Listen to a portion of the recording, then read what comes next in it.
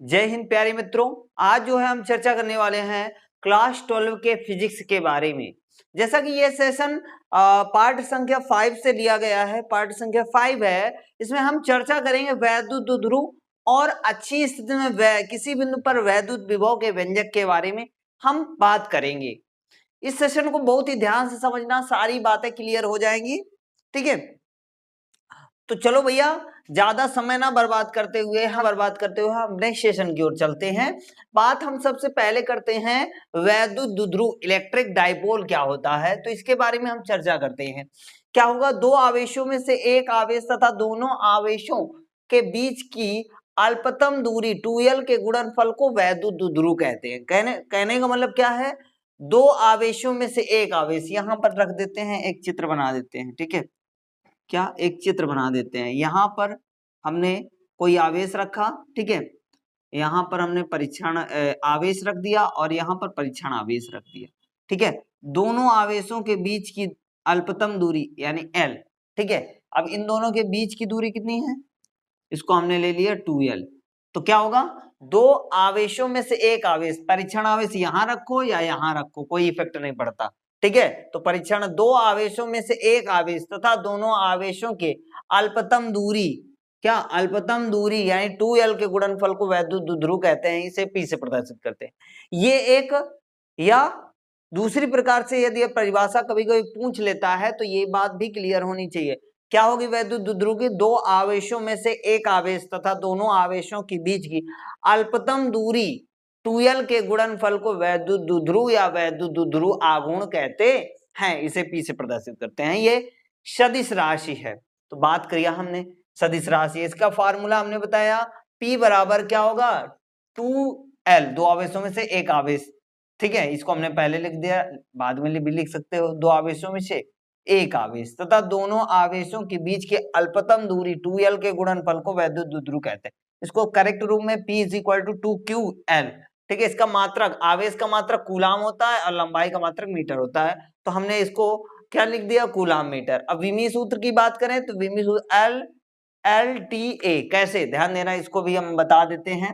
क्योंकि आवेश Q बराबर हमने पढ़ा है IT, फार्मूला पढ़ा है कि नहीं पढ़ा, तो I का विमी सूत्र क्या होता है A, और T का विमी सूत्र T होता है। तो AT तो यहां रखा है ना, AT ये रखा है। अब लंबाई L क्या है, लंबाई का मात्रक मीटर होता है, तो मीटर का विमी सूत्र L होता है। तो हमने क्या निकाला, LTA। इस प्रकार से हमने LTA यानी लंबाई का निकाला, तो लंबाई का हमें पता है L होता है। तो क्या हो जाएगा, L को पहले रखते हैं TA, LTA सॉरी। ठीक है, इतनी बात क्लियर हुई कि नहीं क्लियर हुई?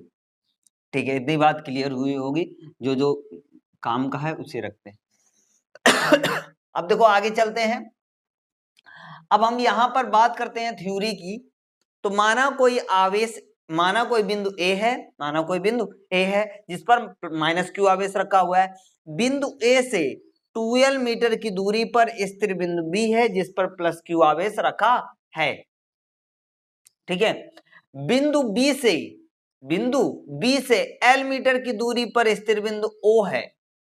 बिंदु O से R मीटर, ये देखो बिंदु O से R मीटर की दूरी पर स्थिर बिंदु P है, जहां पर हमें वैद्युत क्षेत्र की तीव्रता ज्ञात करनी है। ये थ्योरी थी।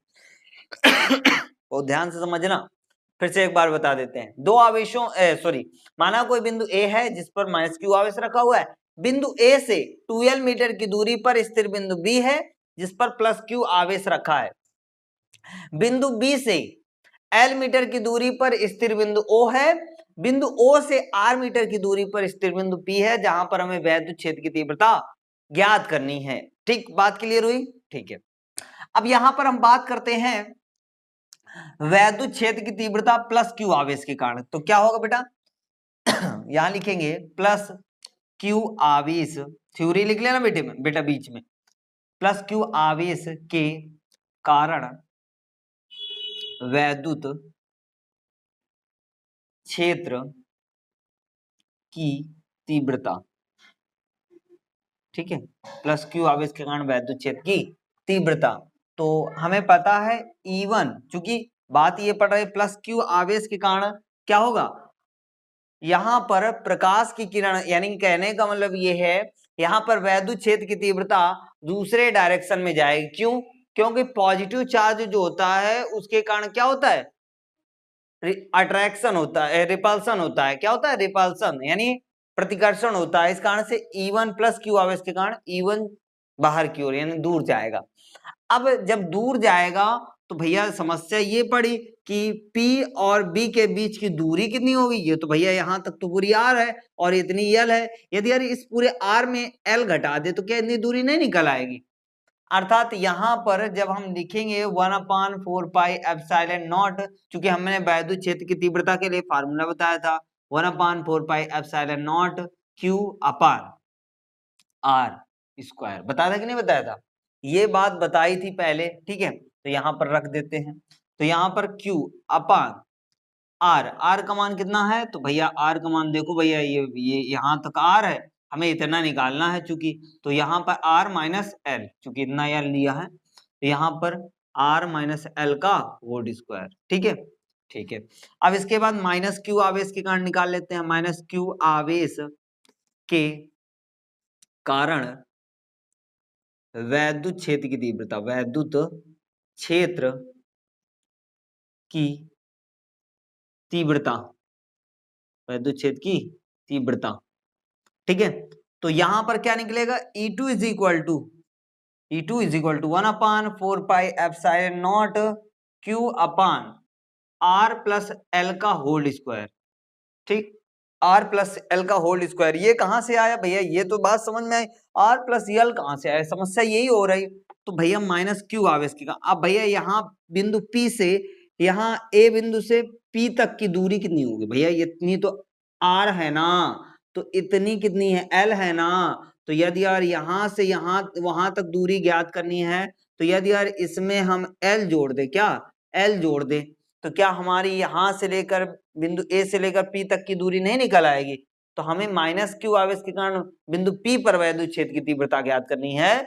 तो यहाँ पर R प्लस, चूंकि ज्यादा जो है उसको पहले लिखेंगे, R प्लस L का होल स्क्वायर, चूंकि R स्क्वायर फार्मूला ही था, ठीक है। तो यहाँ हमने ये कर दिया। अब देखो परिणामी वैद्युत क्षेत्र की तीव्रता ज्ञात करनी है। क्या? परिणामी वैद्युत क्षेत्र की तीव्रता ज्ञात करनी है। तो बात समझना है यहाँ पर परिणामी वैद्युत क्षेत्र की तीव्रता क्या होगी। बात यहाँ ये पड़ रही है कि ये एक दूसरे से विपरीत हैं। जब वैद्युत क्षेत्र की तीव्रताएं एक दूसरे से विपरीत होती हैं तो उस समय वैद्युत क्षेत्र की तीव्रता का मान घट जाता है, अर्थात E1 माइनस E2 हो जाएगा। अर्थात परिणामी, क्या यहां पर परिणामी वैद्युत क्षेत्र की तीव्रता, परिणामी वैद्युत क्षेत्र की तीव्रता, परिणामी वैद्युत क्षेत्र की तीव्रता, तो यहां पर E इज इक्वल टू क्या हो जाएगा? E1 plus E2, E1 plus E2। अब भाई ध्यान दो बाबू, ध्यान दो, E is equal to E1 का मान कितना दिया हुआ है? ये दिया हुआ रख देते हैं 1/4, सॉरी यहाँ माइनस आएगा ना, क्योंकि हमने बताया एक दूसरे से विपरीत है, तो इस कारण से चूंकि E1 उधर की ओर जा रहा है, E2 इधर की ओर आ रहा है, तो एक दूसरे से विपरीत है, इस कारण से माइनस लग जाएगा। तो भैया रख देते हैं इसकी वैल्यू, और 4πε0 Q upon R minus L का होल स्क्वायर, माइनस इसका मान रखते हैं 1/4πε0 Q R प्लस L का होल स्क्वायर, ठीक है। अब देखो इन दोनों में कॉमन क्या आ रहा है? जो कॉमन आ रहा है कॉमन ले लेते हैं। तो E is equal to 1/4πε0 Q upon 1, इसमें कॉमन आ रहा है, बचा क्या अंदर? R माइनस L का whole square minus 1/R plus L का होल स्क्वायर, ठीक है। ये इतना बचा कि नहीं बचा? इतना बचा कि नहीं बचा? अब देखो भैया ध्यान देना, इसमें भैया एलसीएम ले लेते हैं, लासा ले लेते हैं, तो R माइनस L का whole square into R plus L का होल स्क्वायर, ये एलसीएम यानी लासा हो जाएगा। तो यहाँ पर चलो इधर लिख देते हैं, ठीक है।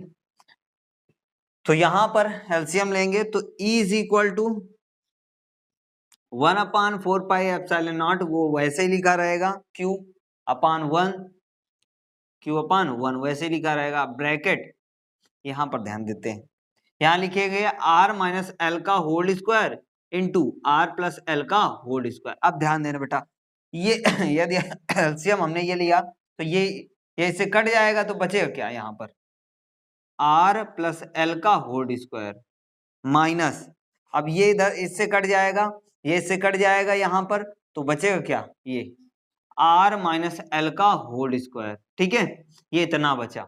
अब इसको सॉल्व करते हैं तो E is equal to 1/4 pi epsilon nought Q upon 1। ध्यान देना, ये फार्मूला बेटा लिखा है a कोष्टक में a माइनस बी और a कोष्टक में a प्लस बी, अर्थात फार्मूला लिखा है a square minus B square, यानी r का स्क्वायर माइनस एल का स्क्वायर, r का स्क्वायर माइनस एल का स्क्वायर। चूंकि फार्मूला लिखा है भाई, अब फार्मूले के अकॉर्डिंग चलते हैं। ठीक है, ठीक।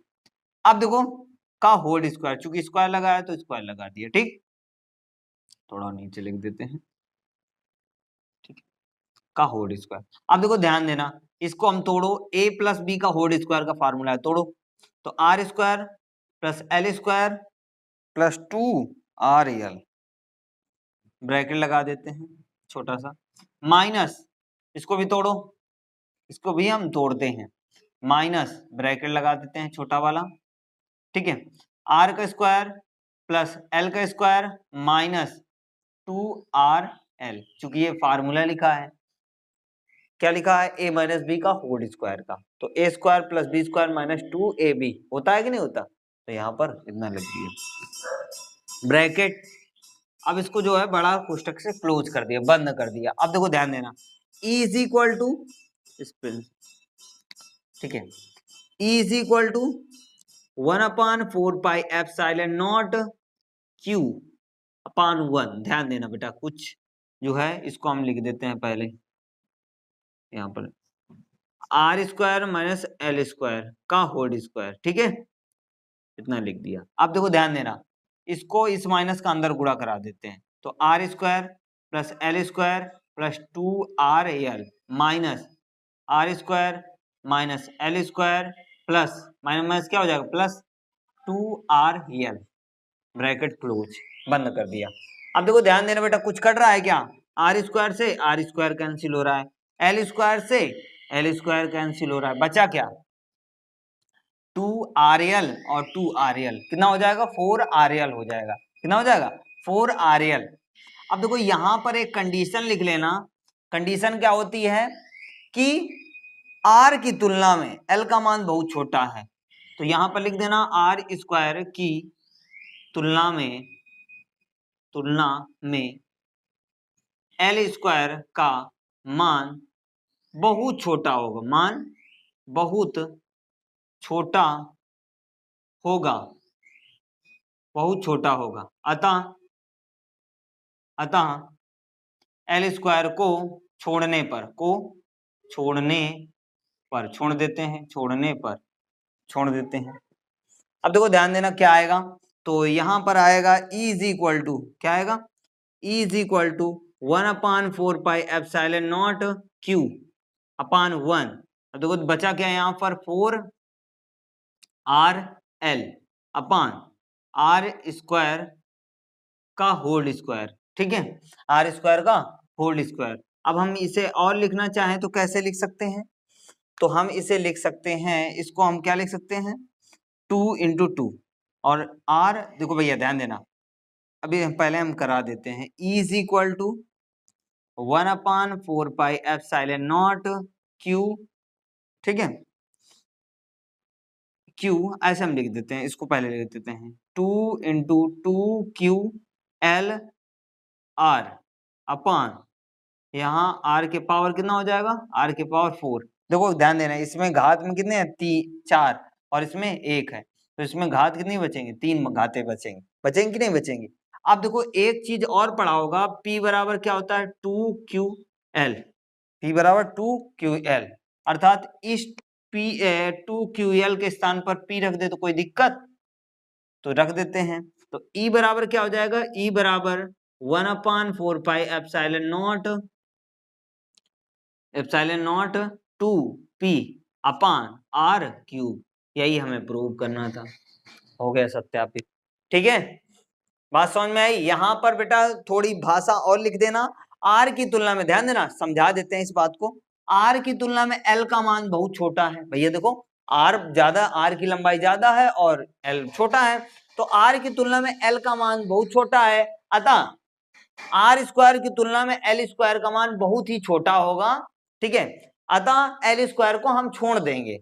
जब एल स्क्वायर को छोड़ेंगे उसके बाद क्या हो जाएगा, यहाँ पर आर स्क्वायर का होल स्क्वायर हो जाएगा। तो आर स्क्वायर का होल स्क्वायर लिख दिया है। जब इसके घात यानी भाग कराओगे, गुणा कराओगे, गुणा में घातें जुड़ती हैं, तो ये यहाँ पर 4 हो जाएगा। तो 4 एक घात से कैंसिल किया, 3 घात बची। तो यहाँ पर चूंकि हमें पता है 2ql पी के बराबर होता है, अभी पढ़ा है वैद्युत ध्रुव में।